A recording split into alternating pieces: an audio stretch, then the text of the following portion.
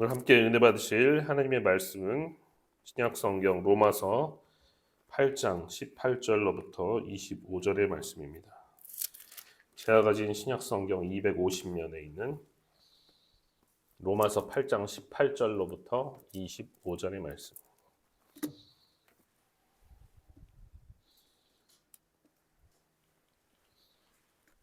로마서 8장 18절에서 25절, 저 여러분들이 한 절씩 교독하신 후에 마지막 25절 합독하도록 하겠습니다. 생각하건대 현재의 고난은 장차 우리에게 나타날 영광과 비교할 수 없도다.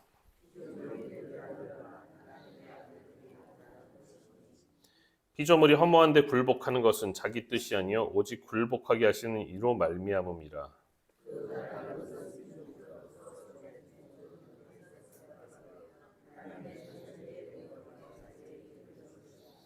피조물이 다 이제까지 함께 탄식하며 함께 고통을 겪고 있는 것을 우리가 아느니라.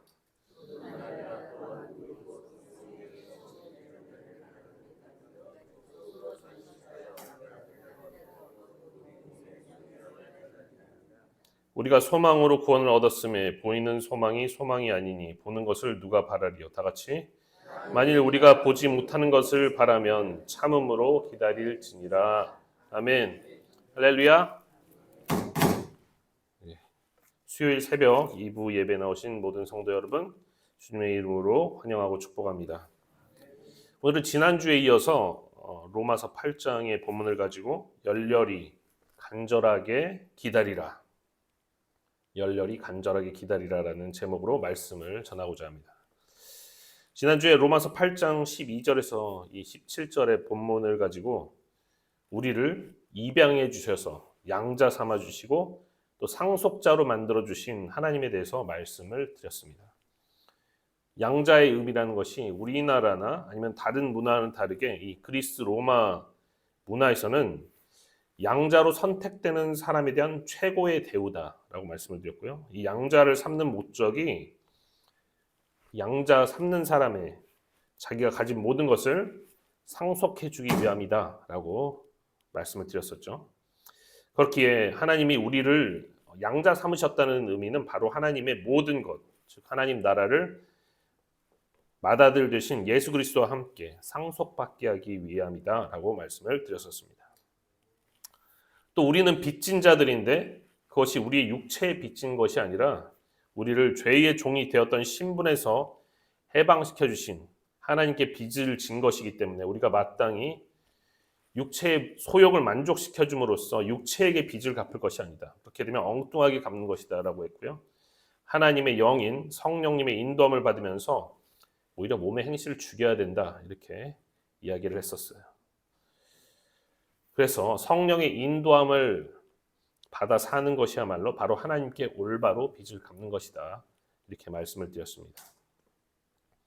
그리고 이 로마서에서 이야기하고 있는 믿음으로써 의롭게 된다라는 소위 이신칭의 교리에서 중요한 것은 우리 인간의 믿음 그 자체가 아니다. 우리 믿음 그 자체가 아니다, 이렇게 말씀을 드렸는데요.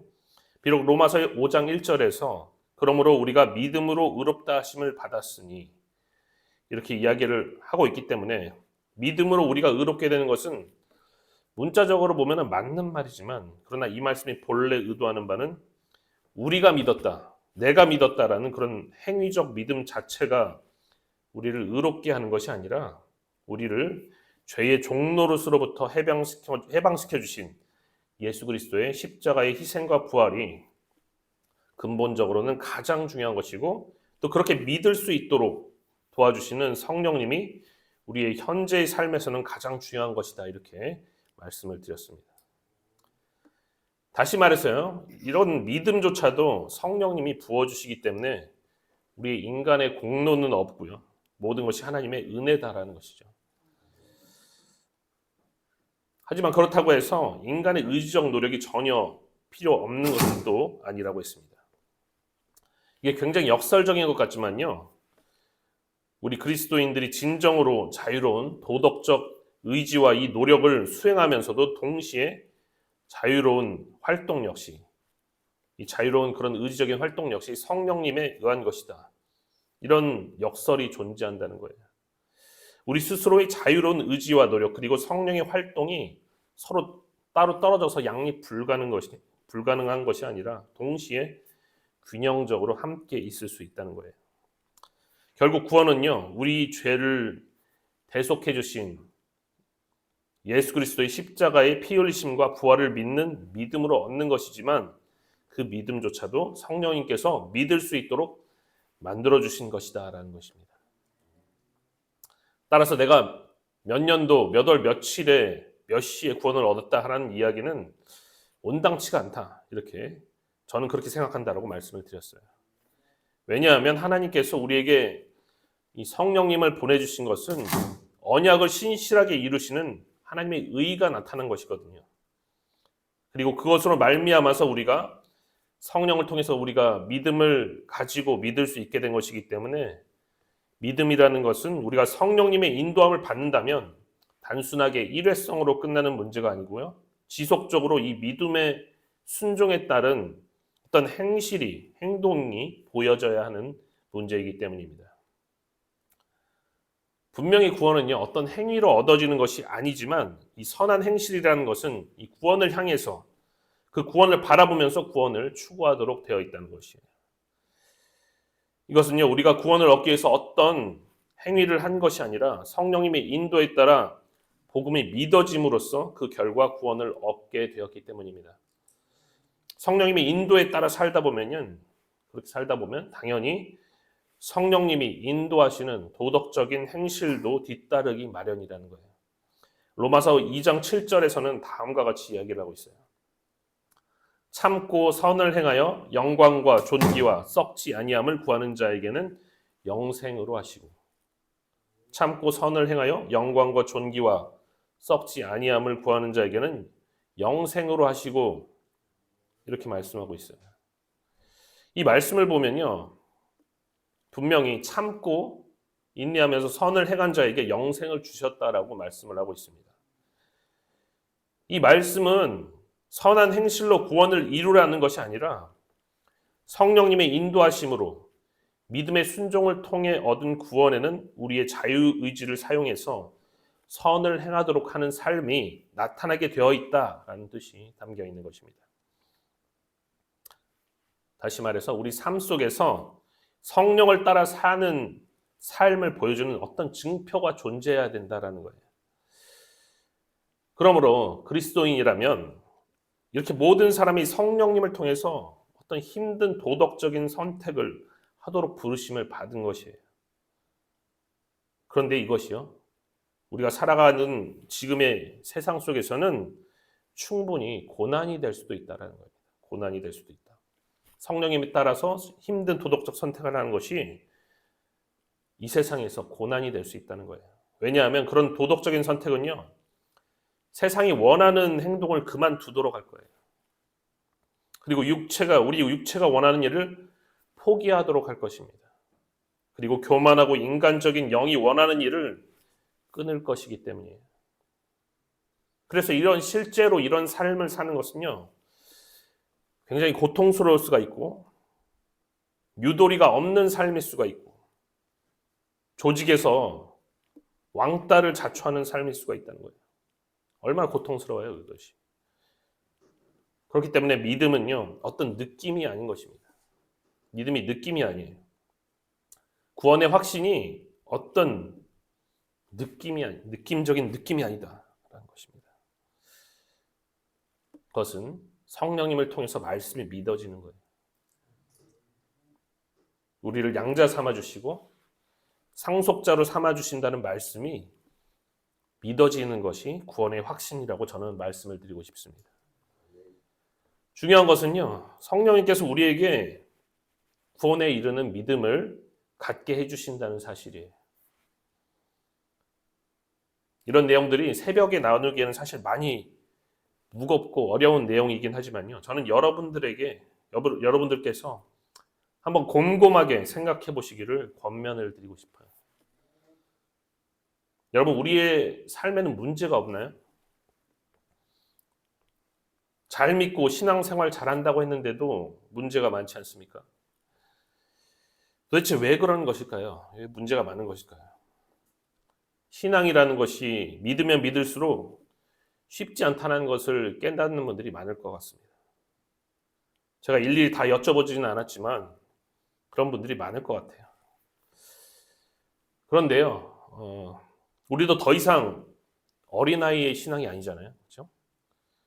비록 우리가 양자의 영을 받아서 하나님을 아빠, 아버지로 부를 수 있게 되었지만 언제까지 하나님께 이것을 주세요, 저것 주세요 이렇게만 요구할 수 있는 그런 신앙이 아니라는 것입니다.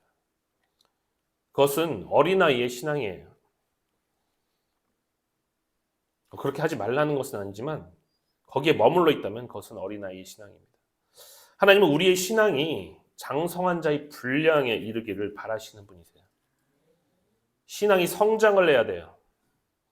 그래야만 하나님이 왜 나를 부르셨고 예수님을 믿게 하셨고 성령을 부어주셨고 더 나아가 나는 죽고 예수로 사는 제자가 될 수 있게 되는 거예요. 하나님은요, 우리의 아빠, 우리 아버지가 되신다고 했습니다. 여러분, 어린 자녀가 하는 짓이 귀엽잖아요. 예쁘잖아요. 그러나 귀엽고 예쁘다고 해서 아이가 그냥 어린아이로 머물기를 바라는 부모가 있습니까? 평생 젖만 먹고 자라게 내버려두는 부모가 있어요? 자라나야죠. 성장을 해야죠. 부모 입장에서 보면 당연한 것 아니겠습니까? 하나님도 마찬가지라는 것입니다. 우리의 신앙이 어린아이에 머물지 말고 성장해서 성숙해지기를 바라신다는 것입니다. 여러분, 지금은요, 오순절 성령 강림 이후의 시대를 우리가 살아가고 있습니다. 교회 시대라고도 이야기를 하고요. 중요한 것은 성령의 시대예요. 지금 성령의 시대입니다. 그러므로 우리는 우리의 인생이 끝날 때까지 혹은 주님께서 다시 이 땅에 오셔서 왕으로 이 세상을 직접 통치하시는 그날까지 성령님의 인도함을 받으면서 우리의 믿음을 끝까지 유지할 수 있어야 한다는 것입니다. 그래서 제가 지난주에도 제목은 하나님께 입양된 상속자라고 제목을 달았지만요. 사실은 지난주에도 성령님을 저는 강조하고 싶다 이렇게 말씀을 드렸던 거예요. 성령님을 강조하고 싶다. 그만큼 성령님이 너무나 중요하기 때문이에요. 지금 현대의 세상을 살아가면서 가장 중요한 것은 뭐니 해도 성령을 받는 것과 성령 충만을 유지하는 것이기 때문입니다. 그런데 지난주 8장 17절에서 뭐라고 했습니까? 우리는 양자의 영을 받아서 이제 맏아들 되신 그리스도 예수와 함께 하나님의 상속자가 되었고 그와 함께 영광을 받을 것인데, 그런데 그 영광을 받으려면 고난도 함께 받아야 된다라고 했습니다. 영광만 받는 것이 아니라 고난도 함께 받아야 한다. 하나님의 양자가 되어서 하나님의 나라를 상속받는 것까지는 좋았는데 갑자기 고난받아야 된다라고 그러니까 마음이 또 우리는 어려워지는 것이죠. 여러분, 맛이 있다고 해서 단 것만 먹으면 어떻게 됩니까? 모든 음식에 설탕만 잔뜩 집어넣고 그것을 먹게 되면 어떻게 됩니까? 우리 몸이 병이 드는 것입니다. 우리 몸이 병이 드는 거예요. 우리가 어떨 때는요, 돈이 너무 필요해요. 근데 왜 하나님이 빨리 재정을 부어주시지 않는 것일까? 또 어떨 때는 병이 나서 빨리 나았으면 좋겠는데 하나님이 왜 빨리 치유해 주시지 않는지 고통스럽기도 합니다. 여러분 중에도 혹시 이런 상황 가운데 계신 분이 있을지 모르겠어요. 문제가 있는데 삶에 왜 빨리 쉽게 해결되지 않는 것이냐는 거죠. 문제가 해결되지 않는 데는 성경적으로 여러 가지 이유가 있습니다, 사실. 우리가 정확히 그 이유나 응답을 하실 때도 있겠지만 어떨 때는 응답을 잘 못 받고 왜 그런지 정말로 모르겠는 그런 경우가 있어요. 물론 알게 해주실 때도 있지만 정말 모르겠는 그런 미스테리함에 쌓여있는 때가 있어요. 그러나 하나님 어떤 분이십니까, 여러분? 하나님이 어떤 분이십니까? 우리를 양자 삼아서 상속자로 삼아주시는 분이시잖아요. 예수 그리스도께서 영광을 얻기 위해서 여러분 왜 고난을 당하셨을까요? 그냥 영광만 받으면 될 것 같은데 왜 고난을 당하셨습니까? 영광에 무게가 있기 때문이에요. 영광에는 무게가 있어요. 히브리어로 영광이 카보드라고 하는데 무겁다라는 뜻이 있다고 그랬습니다. 이 영광이. 고난의 무게를 다 이기고 나야지만 영광을 얻게 되는 것입니다. 그 무게를 다 이겨야지만 영광을 얻게 되는 거예요. 그래서 그 고난을 다 당하셨던 거예요. 근데 하나님은요, 우리를 하나님의 형상으로 만드셨고 인간이 이 세상을 정복하고 다스릴 것을 계획하셨잖아요. 비록 첫 번째 사람인 아담이 실패를 했지만 하나님은 계속해서 그 계획을 포기하지 않으셨습니다. 그래서 하나님은 이제는 그리스도 예수 안에서 예수님과 함께 우리를 왕노릇하게 하시려고 우리를 부르신 것입니다. 그러려면 그리스도와 함께 마땅히 고난도 받아야 하는 것이에요.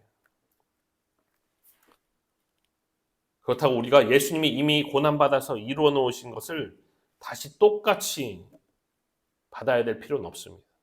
그것은 예수님의 희생을 헛되게 만드는 것이기 때문이에요.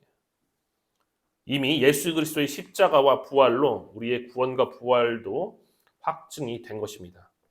그렇지만 우리도 그 고난에 동참을 해야 된다는 거예요. 예수님이 이루어 놓으신 그런 고난에 동참을 해야 된다. 여기까지가 지난주 말씀드렸던 거예요. 시간이 많이 갔죠 벌써? 오늘은요. 지난주에 이어지는 본문인데요.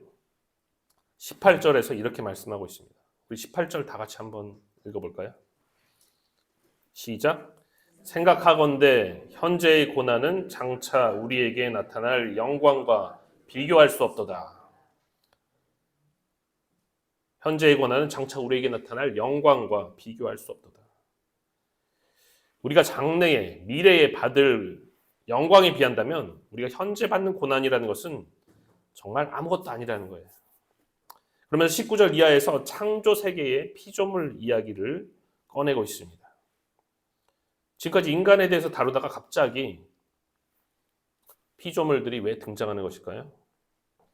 19절에서부터 22절까지 보면 피조물이 고대하는 바는 하나님의 아들들이 나타나는 것이다. 이렇게 이야기를 하고 있어요. 여기서 피조물들이라는 인간을 제외한 하나님의 창조 세계를 이야기하는 것입니다. 하나님이 만드신 창조 세계가 지금 몸살을 앓고 있는데 그들은 장차 하나님의 아들들이 그들의 본연의 모습으로 나타나기만을 학수고대하고 있다. 이렇게 이야기하고 있는 거예요. 하나님의 아들들은요. 바로 우리 인간을 이야기하는 것입니다. 그렇다면 왜 창조 세계가 하나님의 아들들인 인간이 그들의 본연의 모습으로 나타나기를 학수고대하고 있는 것일까요? 그것은 창조 세계도 지금 굉장한 고통을 당하고 있기 때문이에요. 우리는 인간만 고통당한다고 생각하지만 창조 세계가 굉장한 고통을 당하고 있기 때문이에요. 우리는 세상을 바라볼 때 인간들만 바라보잖아요. 그런데 이 사실 피조물들도 이 세상에 속박이 되어서 종노릇을 하고 있는 것입니다.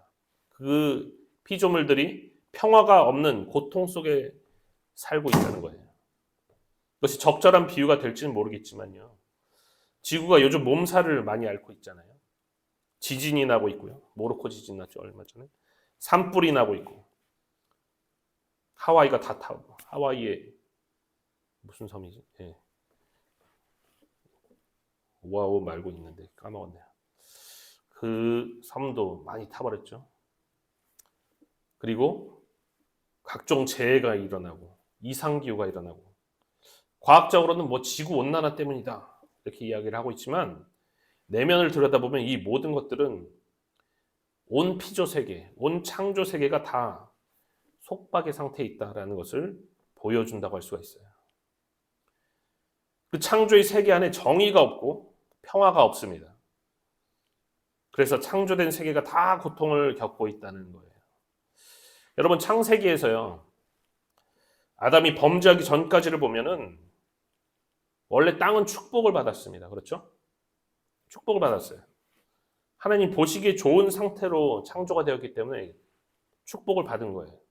그런데 인간이 범죄를 하고 나자 땅이 어떻게 됐습니까? 저주를 받았습니다. 땅이 저주를 받았어요. 땅에서 무엇이 나오기 시작합니까? 가시와 엉겅퀴가 나오기 시작해요. 원래는 없었던 것들인데 땅이 저주를 받으니까 이런 것들이 나오는 거예요.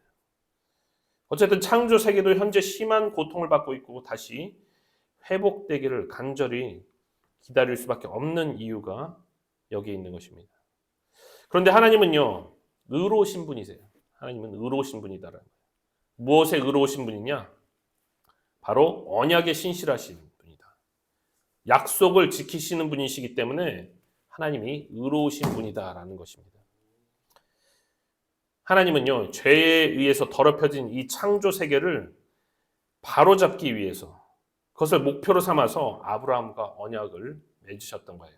그리고 그 맺은 언약에 신실하셔서 그것을 다 지키시는 분이라는 것입니다.